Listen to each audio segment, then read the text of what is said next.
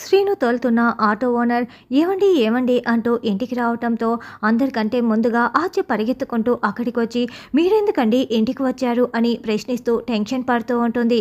చూడమ్మా, నువ్వు తాళి తీసిచ్చావు కదా, దానికి 4 లక్షలు మాత్రమే వచ్చాయి, 5 లక్షల రూపాయలు రాలేదు అని చెప్తూ ఉంటే ఈ లోపలే ఫ్యామిలీ మెంబర్స్ అందరూ అక్కడికి వచ్చేస్తారు.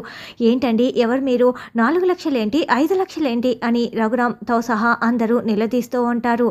దొంగతనమైన 5 లక్షల్లో 4 లక్షలే ఆ తాళి కింద జమ అయిపోయింది, ఇంకా 1,00,000 రూపాయలు ఇవ్వాల్సి ఉంది అని అతను అసలు నిజం చెప్తాడు. అప్పుడు కిషోర్ చాలా కోపంగా దొంగతనం ఎలా చేయాలో నేర్చుకున్నావా అని ఆర్జని నిలదీస్తూ శ్రీను చెంప పగలగొట్టేస్తాడు.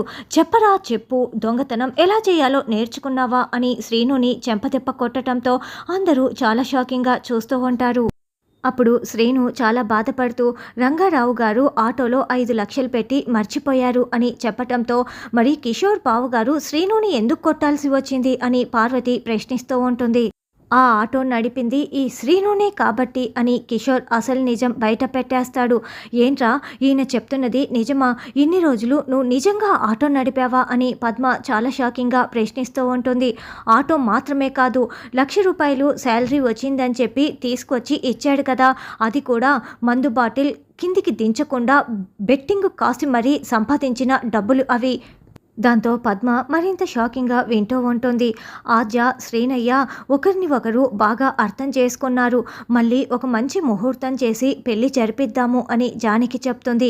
ఏంటి, ఇలాంటి వాడికి ఇచ్చి నా ఆద్యనిచ్చి మళ్ళీ పెళ్లి చేయటమా, 2 రోజుల్లో నేను టికెట్ బుక్ చేసేస్తున్నాను, ఆద్యని తీసుకొని అమెరికా వెళ్ళిపోతున్నాను అని రా ఆద్య అని కిషోర్ ఆద్య చేయి పట్టుకొని లోపలికి లాక్కు వెళ్తూ ఉంటాడు.